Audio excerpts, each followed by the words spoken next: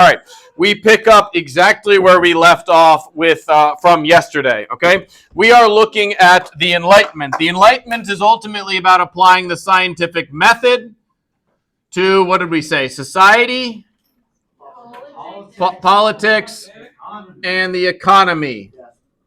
Okay, now we looked at society. Those are our major French Revolution people, Enlightenment people. What are the names of these type of people? Diderot, Risset. They are philosophes. Very good. They are what religion would they argue? Deist. Very good. Now we use. I think I use blue. It doesn't matter what color. But we looked at politics. Politics is mainly John Locke. In 1690, he writes 2 treatises of government. He focuses on natural rights and everything else of the sort. We covered him completely. He makes his biggest argument besides natural rights is that the role of government is to rule via the consent of the governed, right? And the governed will give you consent if you promise to protect their natural rights. That easy, that makes sense. John Locke's a big deal. The other guy to talk about politics that will stay in the same color. He is French. He is a philosopher. His name is Montesquieu. He's the last guy we're going to put in this space, so use as much room as you want. Montesquieu is writing in the mid 1700s. Every one of these guys write a book or an essay. We could memorize all of them. We won't. We do, however, need to write down Montesquieu's book, Spirit of Laws.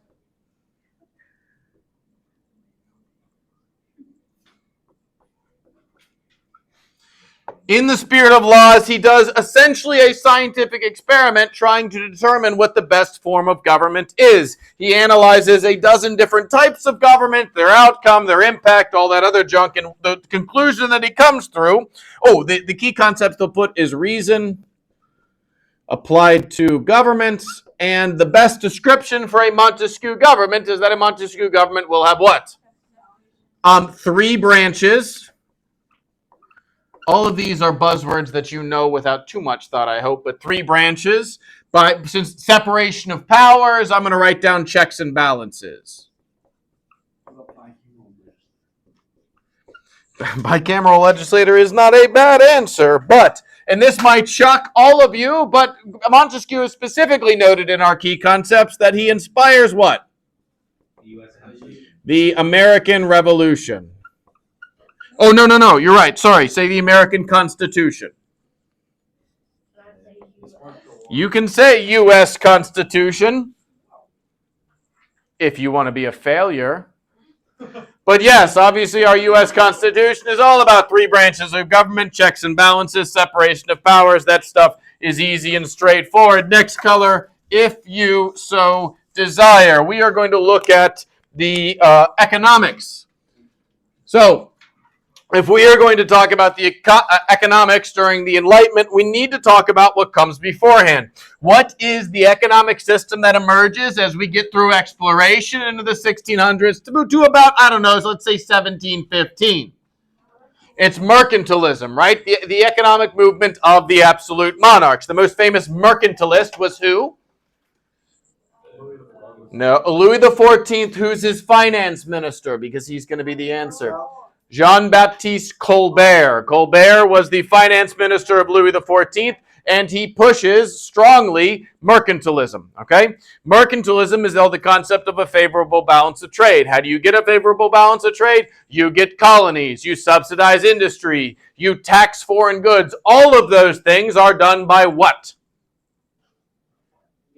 The government, okay? But the next guy that comes along, he's going to look at mercantilism, and he says, yes, the wealth of the country as a whole has gone up. But in our system, in our non-enlightened system, who's in the government? The king? Who else? The nobles and the clergy. So who's ultimately benefiting from mercantilism? The old-timey feudal lords are the ones benefiting, right? They get to make the rules. They get to make the regulations. The newer rising business classes don't give that much power because they can't change the laws. It would instead, this liberal hippie comes along and says it would instead be better if there was no government involvement, there was no government regulation, and we instead had a free market laissez-faire, right? For this guy, just put him over. There's only two guys we're going to write over here, 2.5 guys actually, all right? This is the big one. His name is Adam Smith. You can write it wherever you want, but I wouldn't write it under. I'm going to need most of the space under. Write him above, write the next one you can fit under. Anyway, Adam Smith is from Scotland. We should write his book down. It is Wealth of Nations. Technically an inquiry into the something and something in the wealth of nations, but his main idea, we say laissez-faire, the key concepts go ahead and tell us it is free trade / free market, right? Meaning the same thing to us, we don't really care. Less government involvement, free trade, anybody can start their own business. The government shouldn't be putting tariffs or taxes on anything, right? That is a more liberal system than the old conservative mercantilism. The only other guy that I never taught you, he was a French guy. And I put this in your reading guide just because they put it in the key concepts. But what is the name for a French Enlightenment thinker? You know, philosophes. What is the name for a French Enlightenment economist? They were called physiocrats. Physiocrat? It's still economics. You can put it underneath if you need the space. Put it underneath on the right side, but you can probably fit it right there. Yep. They're called physiocrats. It's just a fancy term like philosophe. I've never heard this term outside of the College Board key concepts, but I want to write it down. The only guy to mention is a guy named Turgot. Turgot. Turgot, all right? We need to talk about Turgot for 1 second so that we can cover exactly what's important. Now listen. Up until now, the general wealth of a society and the wealth of people have been based on a balance of trade. If a country sells more than it buys, it makes money. If a person sells more than they buy, they make money, right? But that benefits, Turgot would argue, that benefits the nobility. It benefits the upper class. It benefits the people who run and own these enterprises. When in reality, wouldn't it be a better society if instead of instead of building our wealth based on how much we sell or the profit, we built our wealth based off work. So we should have wealth equal to, what does he say? Productive work. In this, wouldn't it be better than if we, instead of as society, we built wealth based on who provides the most productive work? Look at this 2 ways. A, it is obviously and very strongly a counter to mercantilism. And secondly, guys, we're not there yet, but we're about to cross into the 1800s. What are we starting to sound like here? Marxism.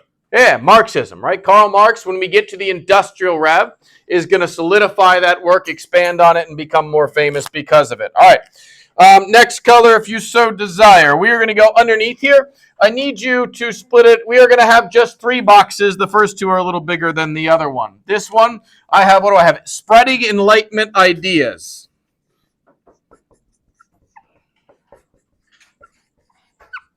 So basically, how and why do these Enlightenment ideas spread? This is our last super big important section. There's this one, a mop up, and then we'll be done. So, again, why are Enlightenment ideas able to spread right now? Because in 1450, who did what? Johann Gutenberg invented the printing press. And by now, we've had a reading revolution. We've had a spread of literacy. We've had everything expand and whatnot. Now, what is of all the places that they're going to sit down and read at and discuss books and expand on Enlightenment ideas? Carson, what's the most famous one? Salons. Write that down and underline it. Now, if salons come up, it could talk about the spreading of Enlightenment ideas, their impact, and the fact that all of this is driving France and Europe towards what? Revolution, right? A toppling of the feudal system. But if the term salons comes up in AP Euro most of the time, the answer is going to be what? women and the role of women expanding. Okay. In addition to salons, they have lending libraries. Don't write this too big. We got like 8 lines around here. Lending libraries. Do you know the difference between a salon and a lending library? No. Good, neither do I. Other things we should mention here. Where else do they meet? They also meet at academies. You know the difference between a lending library and academy? No. Good, neither do I. It doesn't matter. It's all about spreading ideas. But there is one besides salons I want you to underline. We've gone through the age of exploration. We've discovered things all over the world. We've created a triangle trade. We're creating goods. And what is the big good that people want? What? It's coffee, caffeine. So coffee houses, write that down. Coffee houses become really popular. They're really popular because coffee is a luxury good that's attainable by the middle and lower middle classes. I want you to highlight that because that's a great example of our timelines and eras crossing over, right? That because of exploration, because there is a new elite, a bourgeoisie rising to the top, right? That they are going to sit down and discuss these ideas here because they all want coffee. What are the actual points of books? Well, they mention not only with Diderot, but they mention again here the Encyclopédie. And then they mention the other points of print media, which is newspapers, books,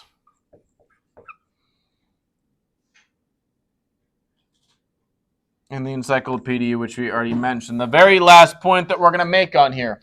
With more things, with more ideas, with more avenues for printing new ideas, such as newspapers, books, and coffee houses, and encyclopedia, and academies, and salons, and lending libraries, we also see the rise of what? Pamphlets. No, though pamphlets is a key concept. I just didn't list it. Gold star for effort and excitement.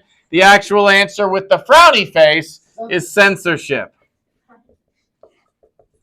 We also see a rise in censorship. Switch colors, next column if you want. I just wrote other thoughts here. Stick with me. I want to keep the pace moving so that I can finish up. All right. So overall, in the Enlightenment, we know that the feudal system is challenged, but they make special note to point out that religion is challenged.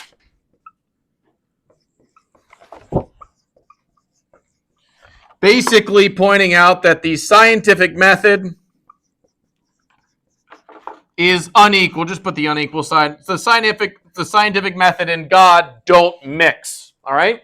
This is an important note. Because if you're going to come at religion from the more established rules level, right, of established religions, having established rules, if you apply the scientific method to that, you can almost entirely disprove it, right? However, so that means religion has to change in this case, and it does. Religion becomes much more personal, right? It becomes much more individual. It becomes much more about you or your society's individual relationship with God, right? It's a culmination of the Reformation, right? The number one person who's going to decide whether or not you get into heaven is who? God. You, okay? You, and how you live your life, right? That's a new radical belief, all right? So what happens is people, what are they, right? Okay, so religion more personal.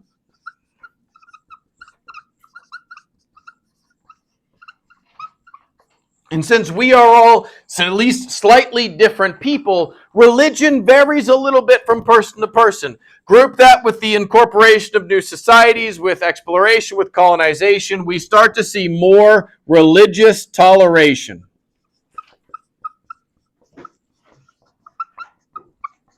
Even Jews in some societies are made legal and tolerated. All right. The other point down here that I wasn't sure how to fit in anywhere else is Europeans. They say Europeans are exposed to other cultures.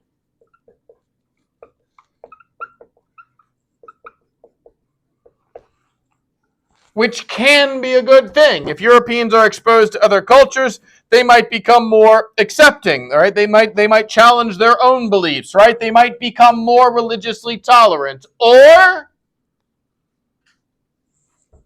they might become racist in a different way. So racism is stressed once again, right?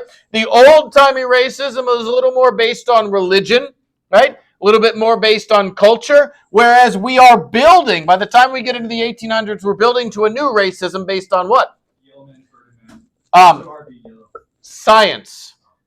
We are building towards a new racism essentially based on science, all right? This is where we're getting to social Darwinism and evolution, right?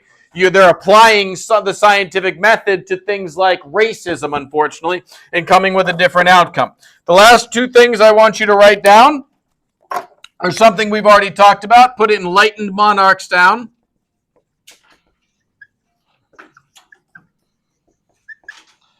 You know, the Enlightenment affects mostly Western Europe, France, England, Germany, Italy a little bit. It doesn't affect Spain much because they're not that far removed from just murdering everybody that's of a different religion.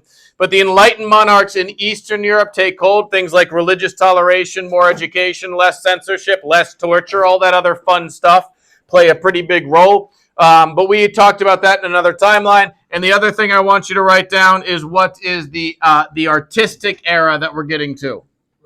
That's Romanticism. Romanticism, remember, we'll talk about it in a future timeline, but Romanticism is in many ways a response, a backlash to the Enlightenment.